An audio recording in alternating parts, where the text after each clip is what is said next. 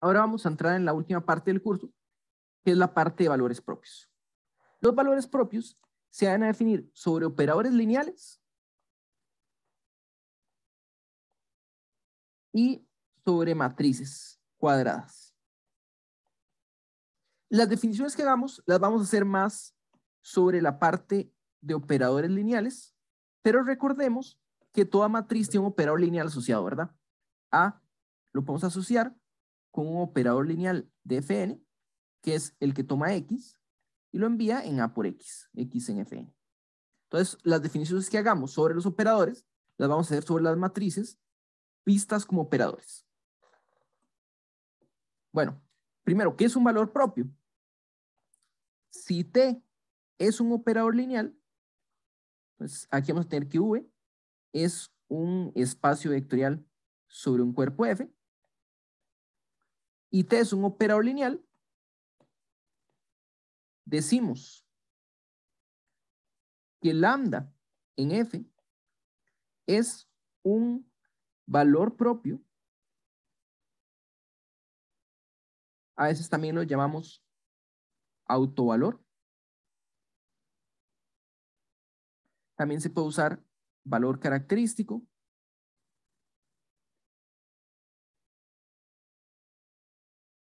También es bueno saber, en inglés se usa el término eigenvalue, aunque en realidad es un nombre alemán. Sí, existe un V distinto de cero, es importante, el V no puede ser cero, en realidad vamos a ver, porque si es cero cumpliría la definición siempre, tal que T de V es igual a lambda por V. Esa es la definición de lo que sería un valor propio. La idea es que hay vectores en los que la transformación se comporta de manera más sencilla, ¿verdad? En vez de T de V ser combinación lineal de los vectores de la base, es simplemente un múltiplo escalar del V. Entonces, de cierta forma nos dice, bueno, esta transformación, por lo menos lo que le hace V es sencillo de entender. Veamos unos ejemplos. Lo primero, pues tenemos un ejemplo trivial, que es la identidad. Entonces, 1 es valor propio de I. ¿Por qué? Porque si aplicamos I a V, esto nos da V, pero eso es lo mismo que agarrar 1 y multiplicarlo por V, ¿verdad? De hecho, aquí podríamos agregarle que es el único valor propio. Porque tome cualquier V y nos da 1 por V, no, nunca va a ser lambda V, a menos de que V sea 1. Y de forma similar, tenemos el operador 0,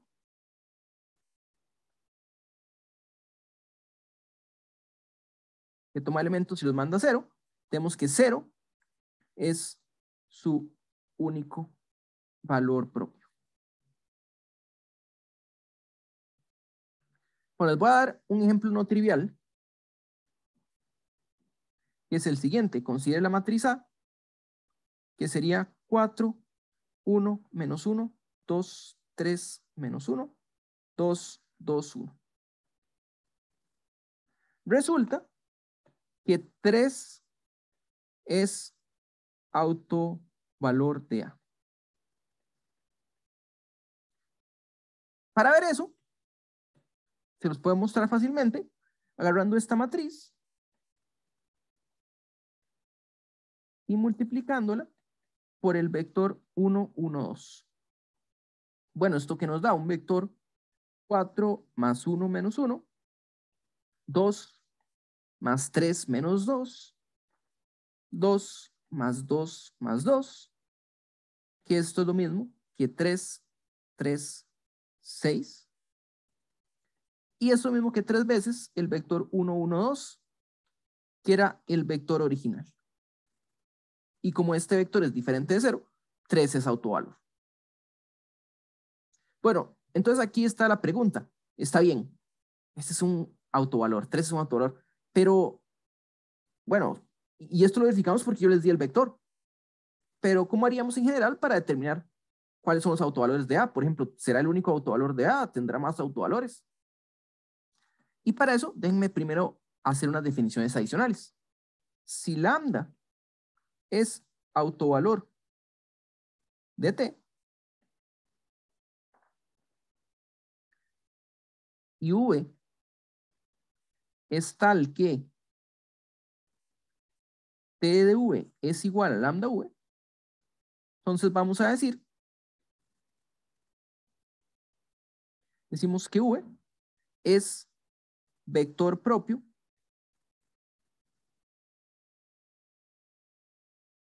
o autovector de T asociado a lambda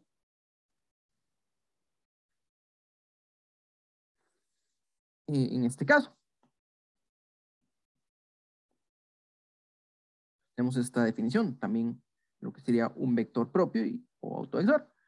Vean una cosa, que aquí 0, no puse ninguna restricción de que V tenía que ser diferente de 0. Entonces pongamos la nota. 0 es vector propio. El asunto es que para que un lambda sea considerado un valor propio, tiene que haber un vector no cero con esta propiedad.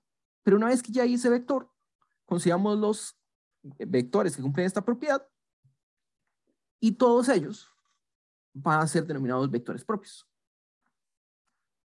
Bueno, es fácil ver que si V es vector propio, entonces alfa V también, por la linealidad de la transformación lineal. Pero en realidad es más fuerte que eso. De hecho, este conjunto de vectores propios es un espacio vectorial. Entonces, si nosotros llamamos este espacio, lo vamos a llamar autoespacio de T asociado a lambda, es el espacio de vectores propios, o sea, W lambda sería el conjunto de vectores en V, tales que T de V es igual a lambda V. Este aquí es un espacio vectorial y la razón es porque si pasamos a restar, es el conjunto de V's en V, tales que T menos lambda veces la identidad multiplicado por V es igual a 0. Es decir, este de aquí es el kernel del operador T menos lambda I. Lo que vamos a tener aquí es que lambda es autovalor si y solo si el kernel de este operador no es trivial.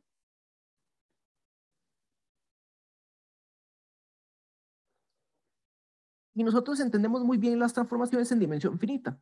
Entonces veamos qué nos dice aquí. En dimensión finita,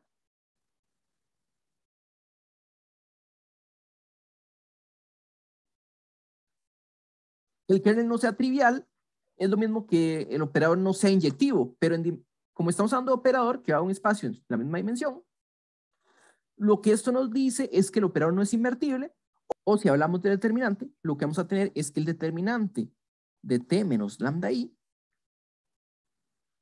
es igual a 0. Entonces esto es equivalente a decir que lambda es autovalor de T.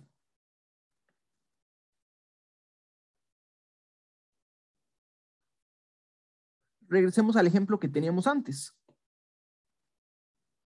Digamos que A era 4, 1, menos 1, 2, 3, menos 1, 2, 2, 1.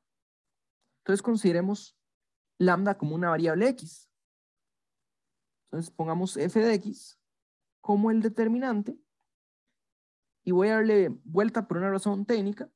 Voy a escribirlo xi menos A, es decir, el determinante de la matriz x menos 4, menos 1, 1, menos 2, x menos 3, 1, menos 2, menos 2, x menos 1.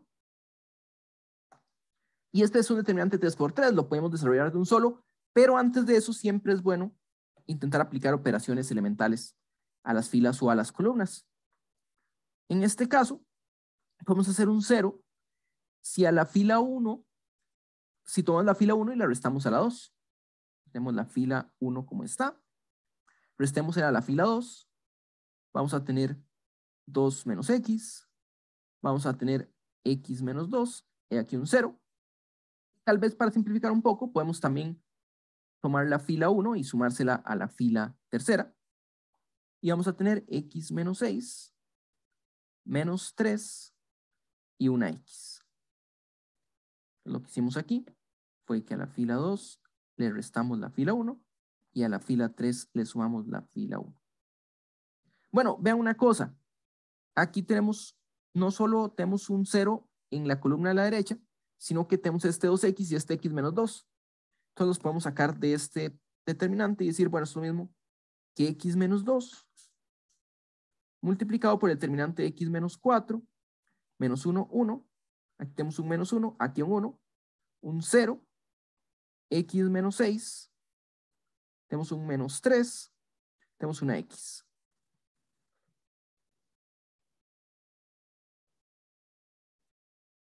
Entonces, aquí, bueno, ya está más sencillo, podríamos hacer un desarrollo por filas, podemos hacer un desarrollo tal vez por la segunda fila o la tercera columna, aunque en realidad podemos hacer todavía algo más, que sería agarrar la segunda columna y sumársela a la primera.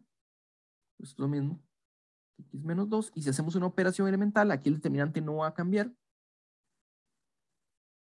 y tendríamos x menos 5, 0, x menos 9, menos 1, 1, menos 3, 1, 0, x. Y entonces podemos desarrollar por la segunda fila, que es sencilla porque solo hay un 1. Nos va a quedar un signo que es menos 1 a la 2 más 2, o sea, un 1 positivo. Nos queda el determinante x menos 5, 1, x menos 9 y x. Es un determinante 2 por 2, ya es bastante sencillo. Entonces nos queda x menos 2, está multiplicado por x menos 5 multiplicado por x, menos x menos 9, y tenemos x menos 2 por x cuadrado menos 5x menos x más 9, tenemos x menos 2 multiplicado por x cuadrado menos 6x más 9, y vemos que esta es una fórmula notable. O si no usamos una factorización de polinomio cuadrático, tenemos x menos 2 por x menos 3 al cuadrado. Entonces lo que llegamos aquí es que determinante de x y menos a es igual a 0, si y solo si x es igual a 2 o x es igual a 3.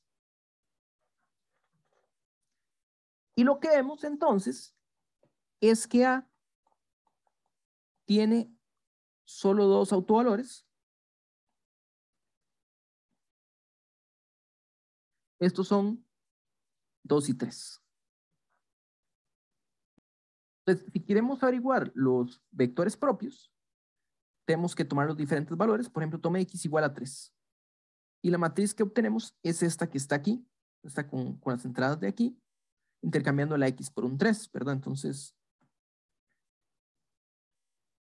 3i menos a es la matriz que tiene estas entradas, pero les decía, cambiamos este por un 3.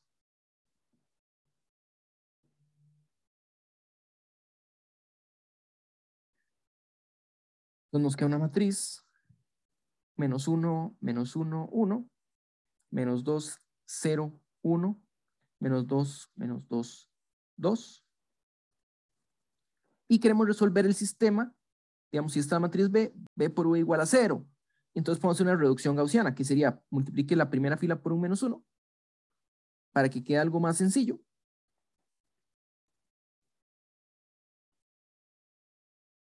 multiplique la primera fila por 2 y súmese las demás para crear ceros en la primera columna. Y eso nos va a quedar algo así.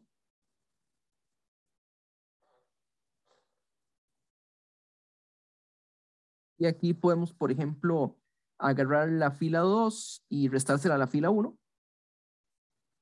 Y nos quedaría esto. Y luego podemos simplificar un menos para escribirlo así. Y entonces, de aquí tenemos que el kernel de 3i menos a sería el conjunto de ABC, tales que a menos b es igual a 0 y menos 2b más c es igual a 0. Entonces lo que vemos es que esto es claramente generado por el parámetro b, ¿verdad? Si uno ya tiene el valor de b, tiene los demás. Entonces a es igual a b y c tiene que ser igual a 2b. Entonces generado por este vector, que habíamos dicho que era el vector propio asociado. De hecho, como el rango es 2, el kernel es 1, todo elemento es múltiplo de este de aquí. Bueno, ¿qué pasa cuando x vale 2?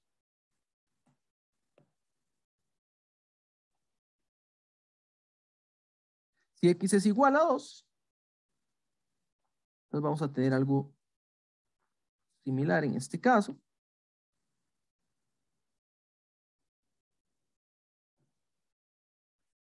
Pero ahora este es un 2.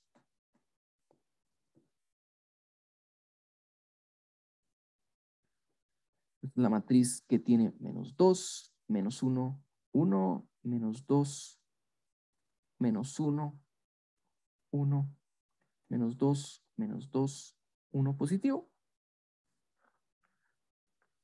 Y de nuevo hacemos una reducción gaussiana. Entonces aquí, bueno, las última fila se ve llamativa porque tiene el 1. En realidad uno puede hacerlo de la forma que uno quiera, o sea, puede multiplicar, dividir entre 2 para que uno la primera fila. Yo lo voy a hacer así.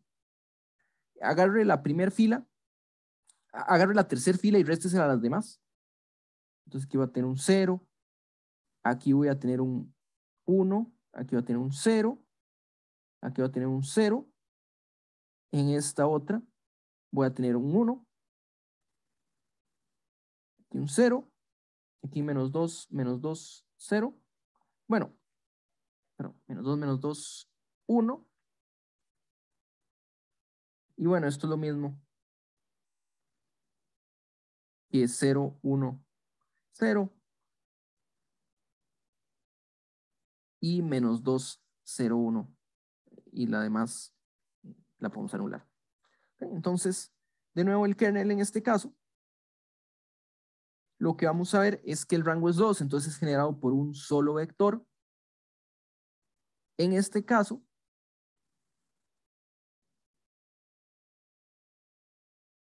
sería el vector 1, 0, 2. Todo múltiplo de 1, 0, 2 es un autovector asociado a 2. Bueno, ¿qué está ocurriendo aquí? Lo que tenemos es que en este caso tenemos un polinomio de grado 3. Pero ¿qué es lo que ocurre usualmente? Siempre hay un polinomio. Si V es un espacio de dimensión finita,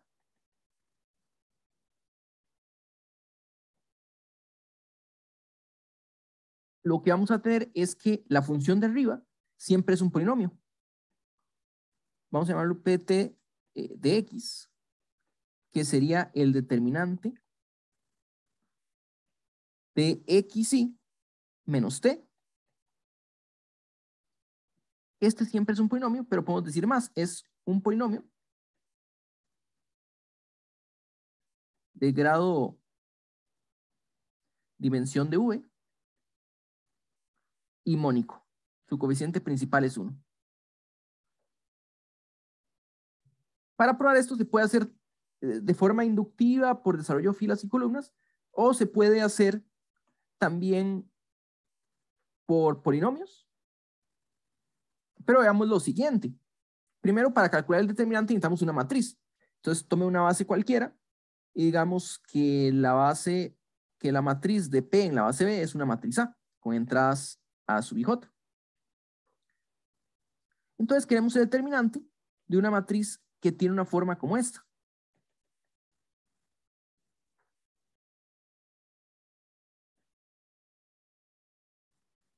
Esto se puede hacer tanto desarrollando por filas como por columnas o con permutaciones. Aquí lo que voy a hacer es permutaciones. Primero que todo, para calcular el determinante necesito una matriz, ¿verdad?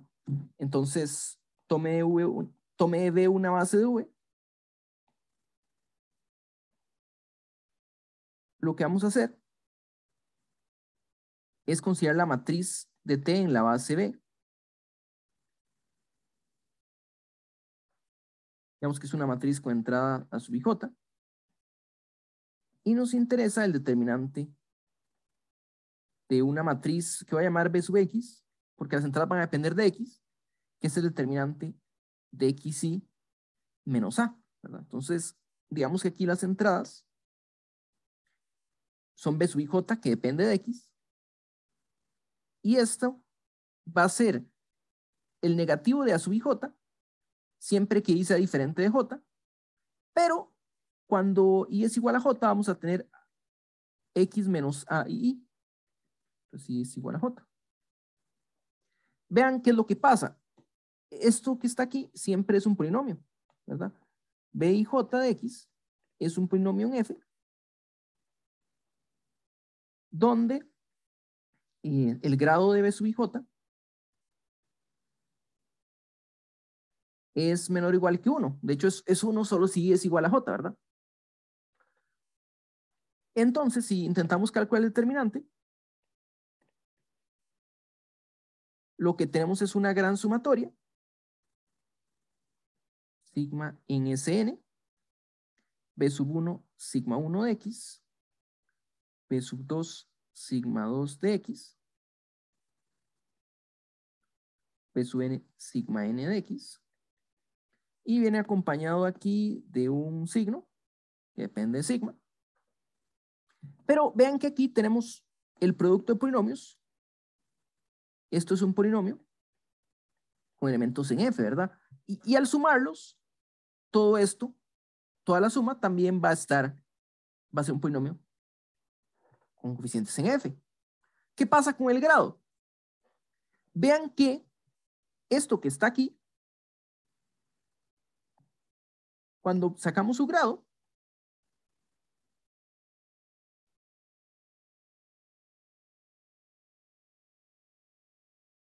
lo que obtenemos es la suma de los grados, ¿verdad?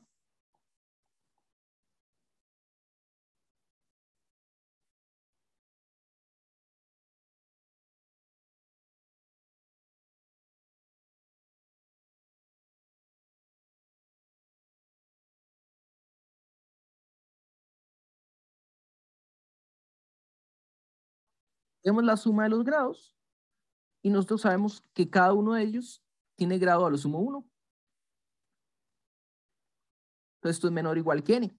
Pero hay igualdad en la diagonal, ¿verdad? En la diagonal el grado es exactamente 1. Con igualdad, sí, solo sí, cada término fue escogido en la diagonal, o sea que sigma es la identidad. O sea, determinante de B es la suma de un polinomio de grado n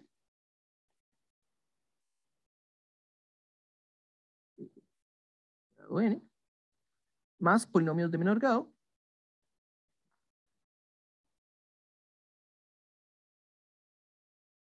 y recuerden que esto nos dice que el grado más grande es el que se preserva. Entonces implica que el grado del determinante va a ser n. Bueno, ¿cómo es el coeficiente principal? Vean que el coeficiente principal coincide con el que está en la diagonal. Entonces, coincide con el de la diagonal, que es x menos a11 x menos a22 hasta x menos a en n. Y esto es lo mismo que un x a la n más términos de menor grado. Entonces el coeficiente principal siempre va a ser un 1. Siempre va a ser un polinomio de x a la n más otros de x. Bueno, el hecho de que sea un polinomio nos da un corolario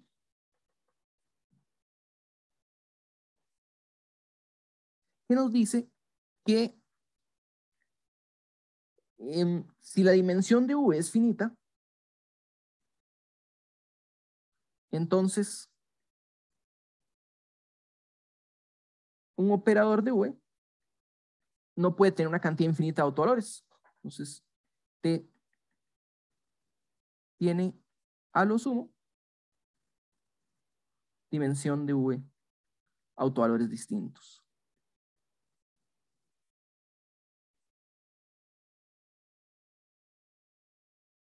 ¿Verdad? Que son las raíces del polinomio. O sea, podría no tener ninguna raíz, pero sabemos que un polinomio tiene a lo sumo n raíces y su grado es n. Bueno, una cosa. ¿Por qué es importante estos autovalores? Y tiene que ver con la diagonalización de operadores. Entonces, nosotros tenemos que T es diagonalizable. Esto significa que existe una base de V, esto en dimensión finita,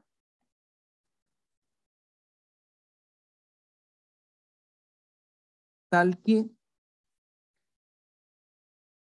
T en esta base es diagonal.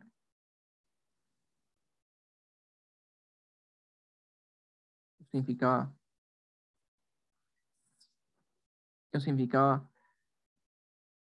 ser diagonalizable. En el caso de matrices, eso significaba A es semejante a una matriz diagonal.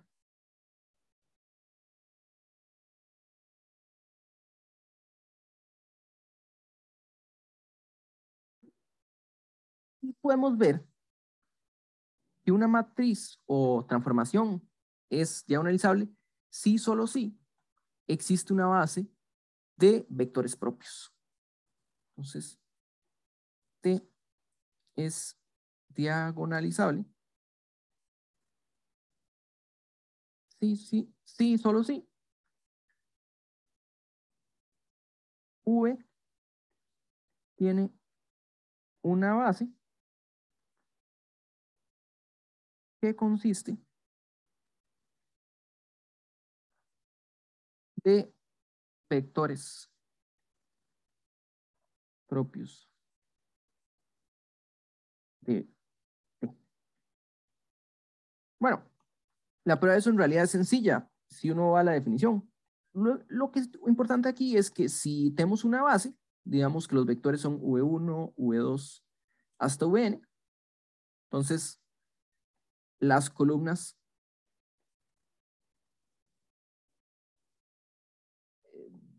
de la matriz en la base B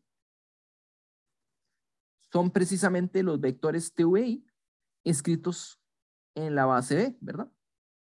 Y queremos que esto solo tenga una entrada.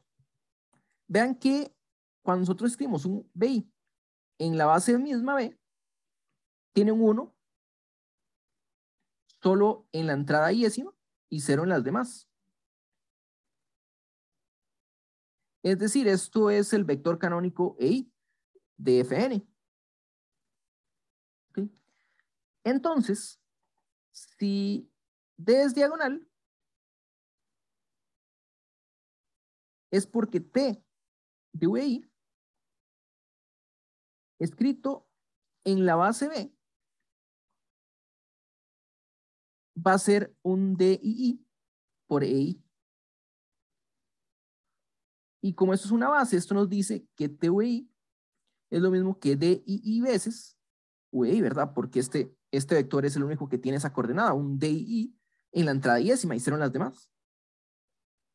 esto sería un lado, que si es diagonal, esto ocurre. Pero al revés, si tenemos que T, V, I es igual a lambda I, a lambda I, V, I, entonces las coordenadas en esta base es lambda veces I, ¿verdad? Y esto implica que la matriz asociada a T en la base B es diagonal y lambda 1, lambda 2, lambda n son los valores en la diagonal. Que una matriz sea diagonalizable quiere decir que es semejante a una matriz diagonal. Eso en términos de matrices y no transformaciones. Quiere decir que si una matriz es diagonal, toda matriz semejante a ella también lo es, ¿verdad? Porque esta es una relación de equivalencia. Y vean una cosa. Tenemos una proposición, es que si A y B son semejantes, entonces A y B tienen los mismos autovalores.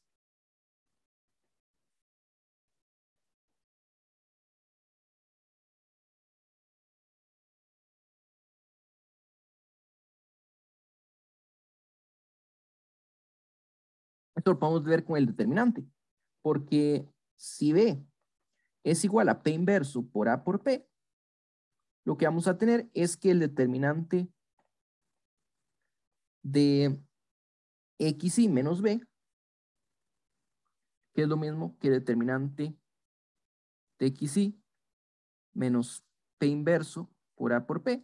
Bueno, aquí podemos sacar factor común P inverso y P a la derecha, P inverso a la izquierda y P a la derecha, porque al multiplicados por la identidad, bueno, nosotros podemos ver que la identidad es lo mismo que P inverso por P, ¿verdad? Entonces esto es lo mismo que el determinante de P inverso XY menos A multiplicado por P. Entonces, en realidad, el hecho de que hay B sean semejantes quiere decir que IX menos A y X menos B son semejantes. Básicamente eso es lo que tenemos aquí. Este es el determinante de XY menos A. Entonces tenemos que ahí B tiene los mismos valores propios. Y bueno, para un ejemplo adicional, y también hablar un poco de la sensibilidad de los autovalores, es que si uno considera esta matriz A, que es 0, 1, menos 1, 0, sobre los números reales, digamos que es una matriz cuadrada sobre números reales, entonces uno puede preguntarse, ¿tiene autovalores? Vean que el polinomio asociado, que por cierto se llama el polinomio característico, vamos a ponerlo aquí arriba de una vez, lo llamamos.